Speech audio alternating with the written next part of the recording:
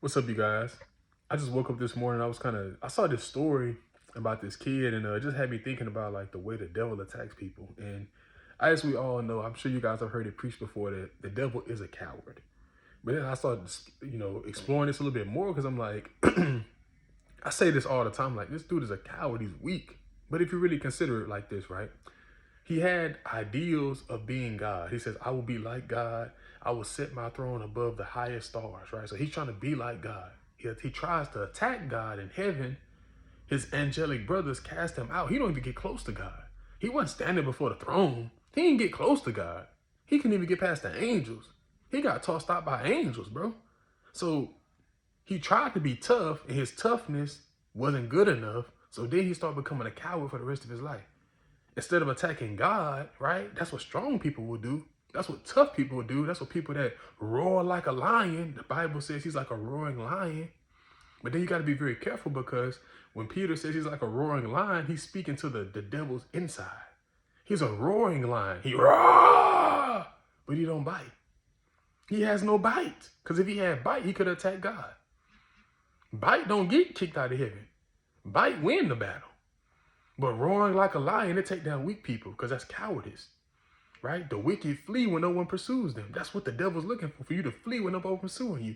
He just makes some imaginary fear come out of nowhere and you run off. Consider the garden. Who did the devil attack? Did he attack God in the garden? No. He attacked who? The serpent. The first person that he attacked was the serpent. The animal, the serpent. The animal, the serpent, gave himself over to the devil so that the devil can use him to trick Adam and Eve. The serpent was a weak creature. They had no God. They don't have no, I don't know if they had ability to think. I don't know what animals have, considering God's creation, but you can see that the serpent allowed the devil himself to use his body so much that they become physically intertwined. And now, when you refer to the devil in the New Testament, it's talking about the serpent, the dragon, the snake. Why? Because it was the first being that gave itself over to evil intentions completely was the serpent. And the serpent was cursed. You look at Genesis chapter 3, God cursed man, Adam. He cursed woman, Eve. And he cursed three, the serpent. But he cursed two serpents. He cursed the serpent, the devil, and the serpent, the animal, for giving himself to the devil. So there was technically four curses in the garden. That's in Genesis chapter 3, by the way. So he attacks the serpent because he's weak, right? Because the serpent can't fight back. Then he attacks Adam and Eve, but he don't attack Adam because he knows that Adam is walking in the cool of the day with God. So Adam wouldn't have been an easy person to get got because he's walking with God every day. He attacks Eve, the weak link. The Bible never says that Eve was walking in the cool of the day with God. People assume that, but it doesn't say that. It says Adam walked in the cool of the day with God. Adam had a relationship with God. Adam was given the ability to name the animals. Adam was given the ability to participate in parts of creation with God. Adam was given the ability to have a job and a place inside the garden. Adam was the person who was given all those infinite number of trees to eat from. Adam was the one who was given the commandment not to eat from the tree of the knowledge of good and evil. Now, can we assume that Adam told Eve these things? Maybe, maybe not. But if he didn't, then that would make sense. That would fit the devil's MO. That would fit what he usually do because he always goes after the weak link. So why would he go after Eve if he knew that she knew that he was the devil? Adam knew. You think Adam didn't know? If Adam didn't know, why didn't he attack Adam? He attacked Eve for a reason because she didn't know who he was. But Adam had to know. Maybe God told him. Who knows? You know what I'm saying? But I think there's a reason why the devil went after Eve. And she pretty much tells us, she pretty much tells us why why the devil went after her. When she says, oh God, the serpent beguiled me. She said, the serpent deceived me. Yeah, the serpent deceived you, but you did this to yourself simply because you wasn't submitted to your husband. Had you been submitted to your husband and whatever the serpent says, you bring it to your husband and see what he has to say. And if your husband don't have the answer, he bring it back to God. See, this is the godly marriage and how it's supposed to work. No matter what's going on in life, if something comes to your wife that's too much for her to handle, she's supposed to be able to come to you, fellas. And if she can't come to you and you can't give her that answer, what you do is you don't turn her away. You fast and you pray together and you come to God and let God give you that answer. That's how you battle spiritual warfare in marriage. But we see in marriage, from the biblical perspective in Adam and Eve, We're seeing provision, protection, priesthood from the biblical example of Adam and Eve. And we also get to see the devil's MO and why he attacks people that are weak, because he's a coward himself. He can't fight. If he could fight, he would win the war in Revelation. He lost the war in heaven. He's going to win. He's going to lose the war now. He can't touch God. He can't even get close to God. So what does he do? He creates this imaginary world where he's tough, but he's only tough because he deceives weak people. And weak people, what I mean by that is not physically weak. I mean people that don't know better. Because they don't know better, they're easy targets. You know, just think of it from a natural perspective. If you have a big, tough warrior, the measure of his toughness, like a sumo warrior or different things like that, gang leaders, what makes a gang leader tough? Not saying that being in a gang is right, because that's clearly a sin, but just from the natural perspective, what makes a gang leader tough, right? The fact that they can go against their biggest rival and win. They can shoot it out with some of the toughest guys in the city and win. But if they shoot it out with weak people that don't have guns, nobody gives them no strikes. They're like, okay, what did you prove? You shot up people that don't have guns. You beat up people that don't fight back. That's what the devil does. He beats up people that don't fight back. He can't beat up a person that knows the strategies behind spiritual warfare. He can't do nothing to you. He literally has no power over you because you know the truth. That's why Jesus says in John, and you shall know the truth, and the truth shall make you free. Deliverance is through truth. The proverb, I believe it's Proverbs 11, maybe 11:3. It says that the hypocrite is destroyed because of his mouth, but the righteous one is delivered by knowledge. So if you're a hypocrite, you destroy yourself with your mouth because you're not living up to it. But the righteous person is delivered by knowledge because you live by knowledge. Because you know the truth, you live by the truth, and it delivers you from all wrong. But see, the devil knows that. You know, like we don't want to give him too much credit, but he's just a coward. That's the whole point. He's a coward.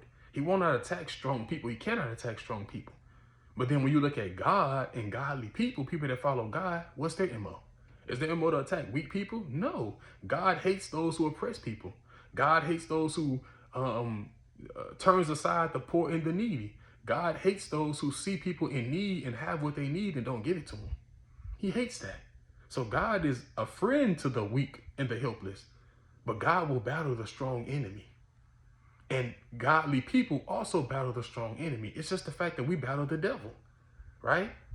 In terms of physical strength, because he's an angel and we just regular humans, it is a battle that we're outmatched by, but we don't cower in the face of that. We step up and we cast out demons. Why? Because we're strong through Christ. We get all our strength through Christ. So even a godly man, though you're not perfect, though you're still a sinner or you were born into sin, you're not as strong as the devil. You don't have angelic powers. Through God, you can battle the strong enemy. You don't turn your anger upon weak people. You turn your anger to where it belongs. We don't battle against flesh and blood, but against principalities, powers, and rulers, right? Spirits. So even godly people battle strong people. Look at David, and this is the last example. David battled Goliath. David could have took out the whole, army of many Philistines that wasn't giants. But he chose to take out the giant. Why? Because David knows if I bind the strong man, I can plunder his goods. The same verse that Jesus used in the book of Mark. If a demon leaves out of a person, he goes through dry places and he comes back. He finds the house swept and clean. So he goes and gets 7 more wicked spirits than himself, and he comes back into that house to live in it.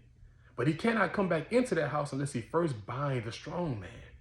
So when you attack the strong man, the Goliath in your life, when you attack the strong man, Satan in your life, when you attack the strong man, the real enemy, the spirit behind it, then you can plunder his goods, because the enemy is holding up some of your blessings. The enemy is destroying some of your marriages. The enemy is destroying some of your progress. The enemy is destroying and holding up some of your provisions. The enemy is destroying and holding up some of the answers to your prayers. Look at Daniel. Daniel was praying for 21 days, and the angel had come on the first day that Daniel prayed. But the angel was held up by a principality from Satan to not let Daniel get the answer to his prayer. But because Daniel kept praying, he was consistent in prayer. He never stopped praying. Eventually, the angel came and spoke to him and told him, I was resisted.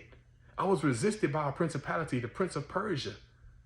The prince of Persia held me up. But your prince, Michael, the prince of Israel, the angel designated to take care of God's people of Israel, Michael came and helped me.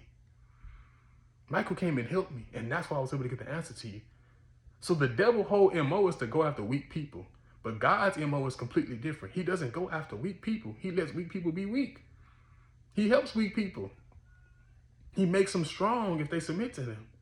But when you become strong in God, you don't turn your anger towards weak people. We don't follow the devil's nature, right? What we do is we go after God's nature. We battle the strong man, because the strong man is the one who needs to be bound. If we can bind the strong man in all of our lives and our marriages and our situations, then we'll be able to plunder his house.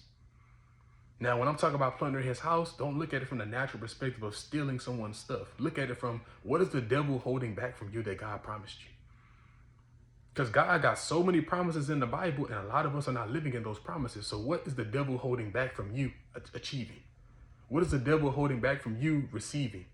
It's not that God didn't release it, it's that he's trying to hold it up.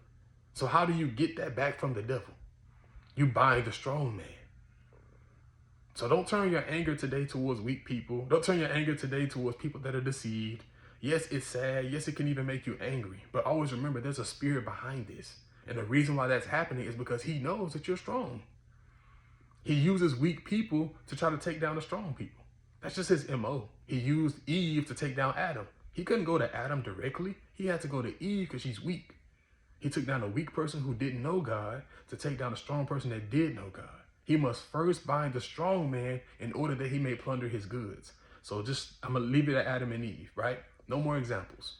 He bound Eve because Eve and Adam represented the perfect marriage before God, in relationship with God. They had two choices: love God and trust God. But also they had two things that could have been motivations as well, right? If you eat of this fruit, you lose the relationship with God. But if you eat of this fruit, you shall surely die. When they ate of the fruit, it showed that they didn't love God enough to resist the temptation. Because God is so good, he gave us an infinite number of trees in the garden. He says, of this one tree you shall not eat. Just the one tree. You got hundreds of other trees that you can eat from. Perfectly fine. But this one tree you shall not eat. God was showing them and teaching them how to deal with temptation, how to think critically. People think that this story just happened out of nowhere. This is God being sovereign. He's showing you this is what you're going to have to do. All humans are going to have to do this at one point. They're going to have temptation and they're going to have to resist temptation. He was showing them early on to resist temptation. And even when they had their children, Cain and Abel, he showed them how to resist temptation. When Cain was thinking about killing Abel, God came to Cain in Genesis chapter 4, verse 6 through 7. And God spoke to Cain directly about his evil thoughts and told him, sin is waiting at the door. His desire is to be your master, but I desire that you rule over it. God's his desire from the day one of creation of humans was that Adam and Eve would resist sin, be the master of sin and keep it under their feet. But when they submitted to sin, God went to the next generation because things become generational curses. He went to Cain knowing that this is a generational thing. I want you to submit to me and keep sin under your feet. Cain chose the other way. He did like his parents. And that created a whole evil generation. And we're still dealing with that evil generation to this day. Because Cain had kids, and Cain's kids had kids, and their kids had kids, and their kids had kids. Then the flood happened. But then sin was born again. So it's just a sin nature in people that we have to resist, just like the garden. If you want to catch this revelation, you're still in the garden. Every day you're in the garden. You do have a relationship with God if you submitted to him and he's your Lord and Savior. You have a relationship with him, but you have the choice to forsake your relationship with him, and you have the choice to kill yourself by sin, because the wages of sin still is death. The wages of sin is death. It was death in the garden. It's death today. The effect of sin is to lose relationship and intimacy with God in the garden, and it still happens to this day. So then we have to ask ourselves, what do we like more? Do we love God or do we love ourselves? Do we want to die or do we want to live? And this is the theme throughout the whole Bible, Old Testament and New Testament. That's why I love it, because it's so congruent. But point is today, do not be weak, because the devil comes after weak people. If he's trying to attack you, he's trying to make you weak, or he thinks you to be weak. So be like David. Submit to God, resist the devil, and he will flee from you.